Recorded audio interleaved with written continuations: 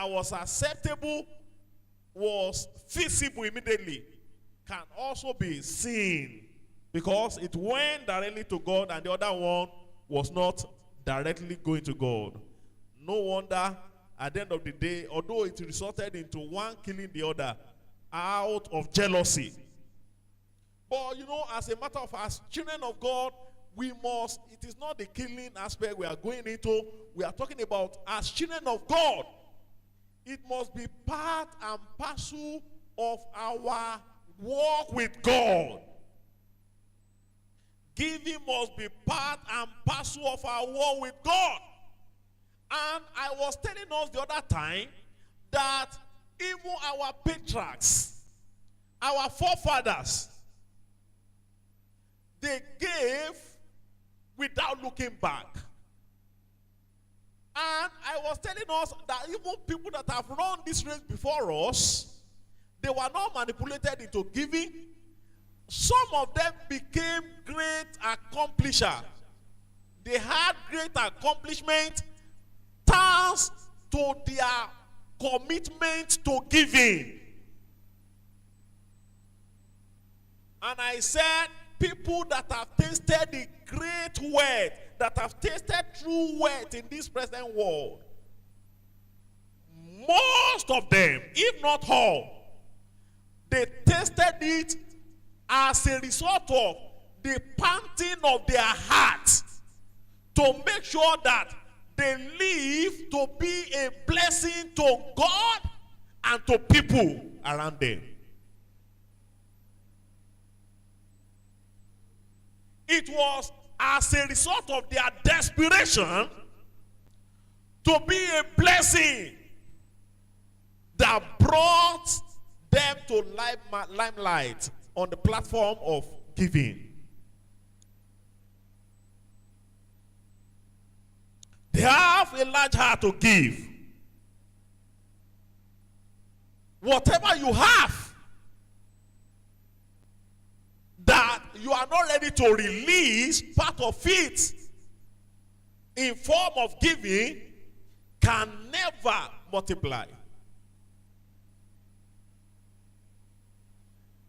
The secret of multiplication is rooted in giving. And do not misquote. When I was talking about, I'm talking about giving, I've given us different areas of. It is not only giving money. So that you don't misquote me. Giving are in categories. I said, what should we give? I've talked about that. I said we should give money. We should give service. We should give our talent. We should give the gospel. We should give time and counsel. And this platform of all this form of giving, great giants are given battle. If you have not gotten to a level in the journey of your life that you have this large heart of releasing and living to be a benefit, a blessings to people, you might live and not touch wealth. The true wealth, I mean, as far as life is concerned. Because that is one thing, and I told us that if you know everything about God, if you know everything about God, about the kingdom of God, and you have not understood the giving aspect of God, you have not known anything. You have not known everything about God.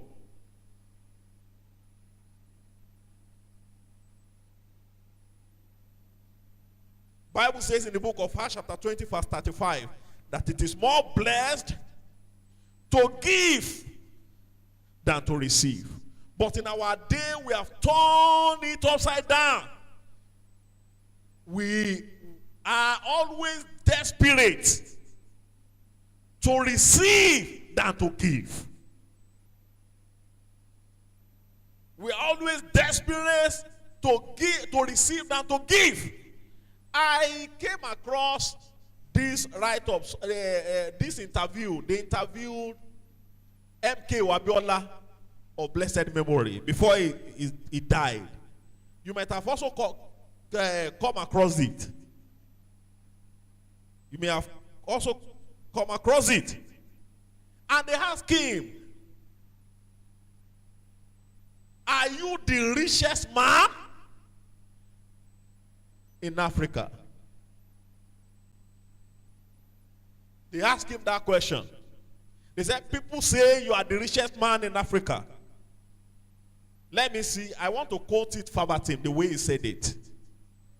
He says, I cannot say I am the richest man in Africa. That would be unfair to the stingy ones. Let us use New York Times statistics that says Abiola is the highest giver in Africa. You may not know what we have, but what we give can be seen. From what I spend on philanthropic activities, statistics show I give more than any other African. So let us leave it at that. This is Abiola himself. Somebody he was not a Christian, no.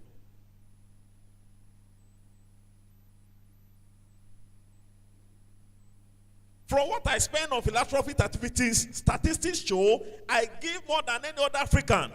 So let us leave it at that. I don't want to be the richest man in Africa.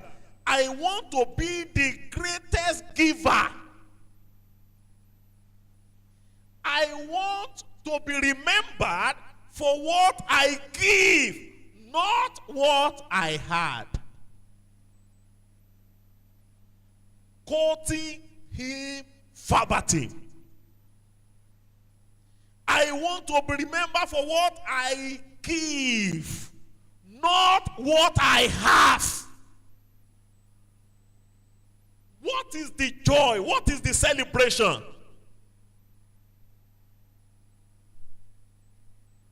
In having the little, but you are not ready to release anything out. Today, as a matter of fact, is being remembered. If you are going to talk about Abiola, you don't talk about him for what he possesses or for what he possessed when he was alive. You talk about him for what he was able to release. I followed him closely. I read something about him one time. He was going in the night, traveling in the night, going for a particular occasion, and it was an emergency program. And along the road, robbers, they came across, they put blockage on the road. And they were stopping every car. And he met those people when they had Abiola is in the car. It's in one of he was traveling by the road. He was there. He came down. He was not even afraid. He talked to those thieves that, what do you want? They said money. He said money. He said wait. And he went. He said you are going to release everybody that you have taken time. You have asked. You have been embarrassing. And he went to his car. He brought cash, raw cash, and he gave it to them. He said, can you please vacate the road and let these people go? And they vacated the road for everybody. For the sake of Abiola, they released everybody to leave. He said, it's money you want? No problem. Wait. He went inside the car and brought out raw cash and gave it to them. You will be remembered. I don't want to be the greatest giver. I want to be remembered for what I give, not what I had. Despite the fact he has this money, nobody would have known. Look at all these people we are talking about that have tasted wealth, true wealth. We talk about Bill Gates in his days. We talk about Bill Gates by the fashion of what is philanthropic activities in Africa. We were not told how much he had in his bank account. But by the fashion of what he is doing with his money, people saw it's okay, this is the richest man. People of God, giving is not strange to Christianity. God demonstrated it. And we must follow suit. We must follow after. Nobody is expected to be at the receiving end. Every hand must be on deck to make sure that at least something is going out from you in response to the instruction of God as regard giving.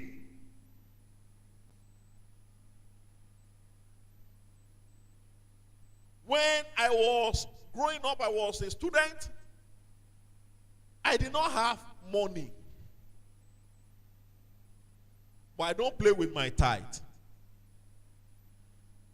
Number two, I make sure I contributed to the church I belong. I was outside yesterday when I was inside praying, when our people went out and they came back, they were jubilating and went on evangelism.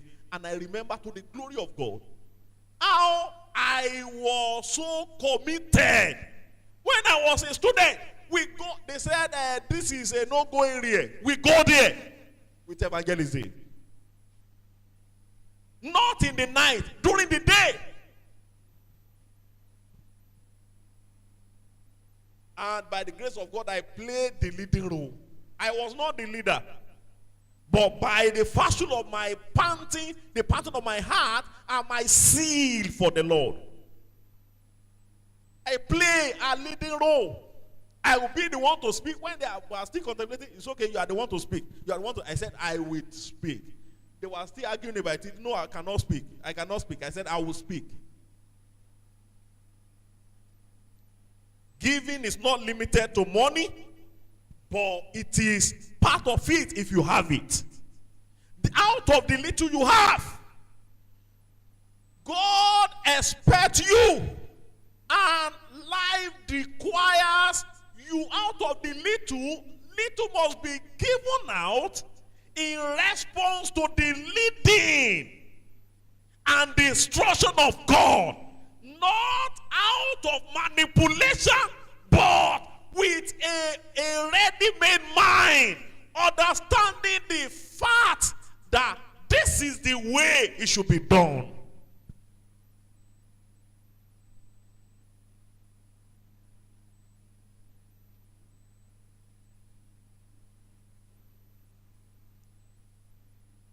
Who should we give to? That is where we stop. Who should we give to? Number one, we give to God. And part of giving to God is giving to the church where you receive the grace of God. You give to God in form of your tithe, in form of your tithe, in form of your offering, in form of your, here we don't collect sacrificial offering because sacrificial offering is more demanding. It's giving to the level that it pays you. If you want to give sacrificially, it's going to cost you to the bone. But out of what you have, you give tithe, you give offering, you give to support the progress of the church. One of our brothers, he has graduated, but despite the fact that he's no longer in this church, he's no longer physically present in the church. Every Sunday morning, before I even on my phone, it will be the first alert. Most Sundays, it is very, very rare to see a Sunday passes without seeing his tithe, send it to the church, to this church, because he has received from us. And we sacrifice to make sure we give them the platform to grow. You give to the church. Galatians chapter 6, verses 7 to 9. Give to support the progress of the church. Give to support the progress of your church, where you receive blessings and grace. Do not be deceived. God cannot be mocked. For whatsoever a man sweats, thou shalt he also reap. For he that sweats with flesh to the flesh shall from the flesh reap corruption. But he that sweats to the Spirit, please can you read? Read. Yes. Shall from the Spirit receive life eternal. Receive life eternal. I remember when I was, when we were still, hello, be seated. You can, please read finish. Read finish. Let us not be weary in well doing, for in due season we shall reap if we faint not. We shall reap if we faint not. Just to have the heart, that is the beginning of it. Have the heart to make sure that at least no time will just pass by and I'm going to be left out. At least everything I have, God gave. If he owns everything and out of this he has a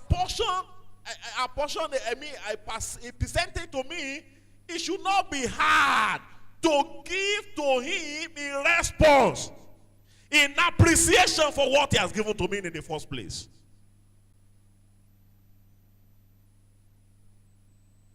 I don't know what to call it. Some people are criticizing tithe. Don't give tithe.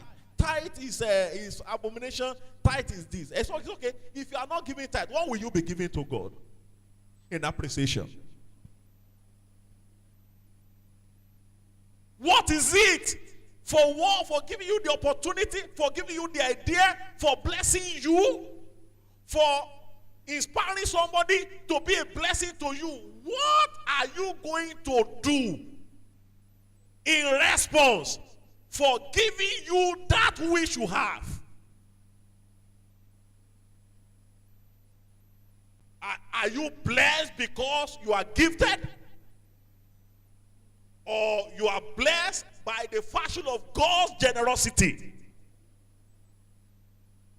A pastor called me. I was telling one of our brothers, he might also be listening to this message. There are people that are more connected than you. There are people that are more opportune than you. But what you have been able to acquire, what you have been able to, opportunity you have today, and the people that are releasing it to your life today, do you think you are qualified for those things? No.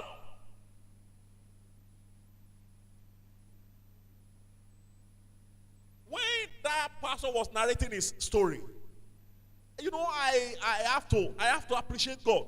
One of my colleagues, my pastor's friend, we went to seminary together. He came to me maybe last year or maybe this year around one time. A friend, one elder brought him. When I saw him and he was narrating his story, up to now, he has not settled down to think about a marriage. Me, I've stopped giving birth. I've stopped giving birth to children. My last born is above 10 years now. And he has not taken time to settle down.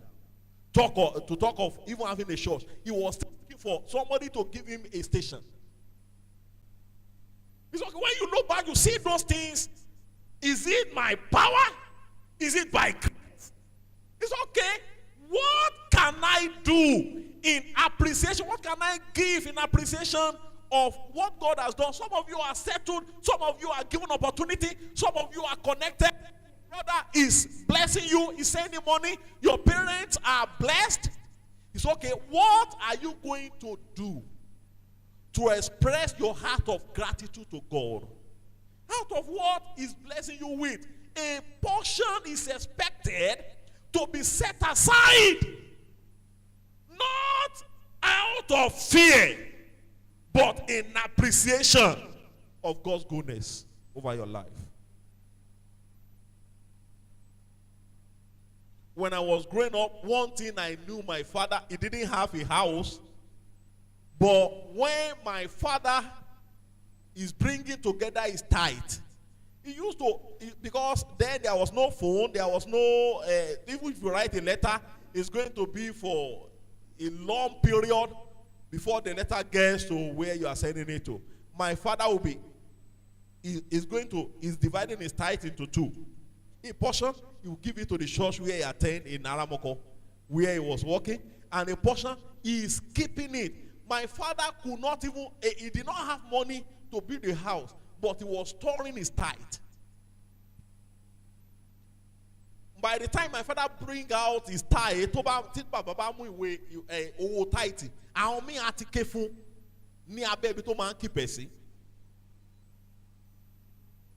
the glory of God, he did not have those things. Did I even live to suffer? What he could not do, by the grace of God, I did. I was able to have it. He understood these things. We give to God. We give to the church where we worship. This morning, by the grace of God, this morning, I'm not talking about, if church is going to progress, it is not a fuel of 11,000 for this service.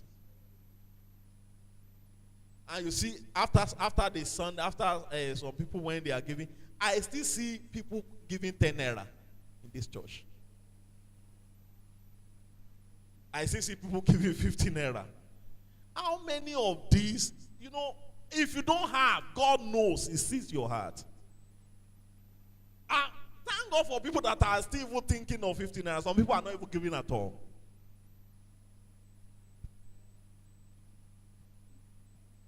When we are still paying for fuel, we are still paying for light, 100,000 every month. I don't even know how to bring it into the church account. I did not know. Because every month, the calculations of all the offering we are gathering cannot even pay it. Could not. We give to the church where we receive grace. We give to the church where we receive grace. We give to the church where we receive grace. Number two, you think of your pastor in your giving life. It is part of the responsibility of the church to take care of the leader. A percentage from what to receive, what to have, what comes into your hand must be given to your pastor. Think of it. If, let's assume there is no other source of income for me, how will I be taking care of my brothers?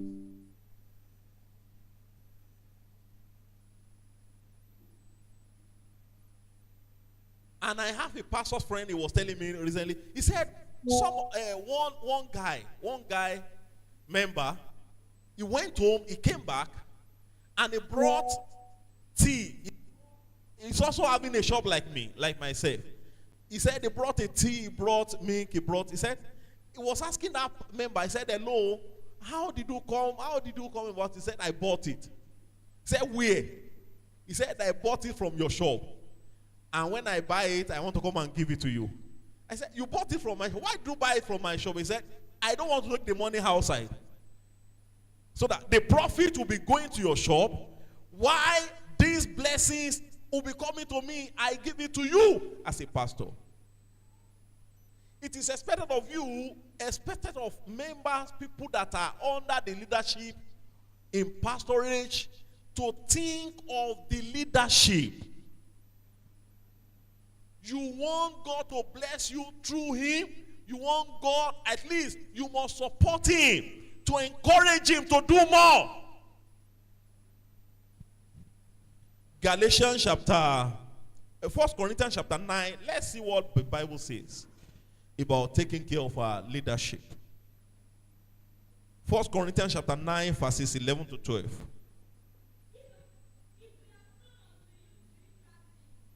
If a pastor is sowing unto you spiritual things, yes,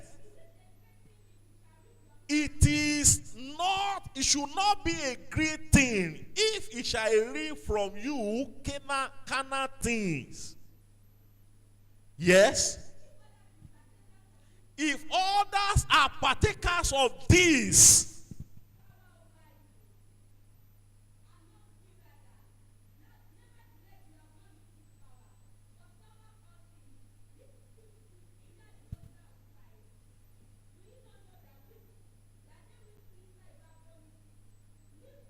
of the holy things. Hello, thank you, my sister. I'm not saying this. I'm teaching you the practicality of what is expected of me. I'm not saying tomorrow you go and buy what you don't have and come and give me. This is the way it is expected. I'm to teach you what you are to do. But I'm not saying you go ahead and do what you don't have. Give out of what you have, not out of what you don't have. Some of the people that are close to me, they know the people that are close to me giving to me there, and to the glory of God up till now. When you bring it, it is to your benefit. Apart from the fact that I pray for you, I pray, I make sure I take care, I think of what you can do with your money. If you bring money to me and I notice, or you are the kind that supports the church, I will make sure I call you. It is not one person, it's not two persons, it's not three, it's not four. I call you, what can you do with what is left? And I have people that can bear witness to this right now in this church. One of our brothers, I don't want to mention him so as not to embarrass him. He will go home. When he come back, he will bring gari, he will bring gari, he will bring rice, he will bring some fruits. After he did it first time, second time, after the second time I call him, I say, hello, what do you think what can you do that is going to help you to build your financial life? As a matter of fact, this brother did not even have money. When I noticed he did it the second time, third time, I call him. What can you do? And I put him on the platform. By the grace of God, to the glory of God, this brother is not only a thousandaire now, he has graduated into millions in this church.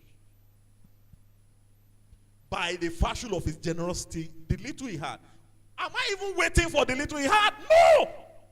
Because God has given me the mind not to wait for people, not to depend on people.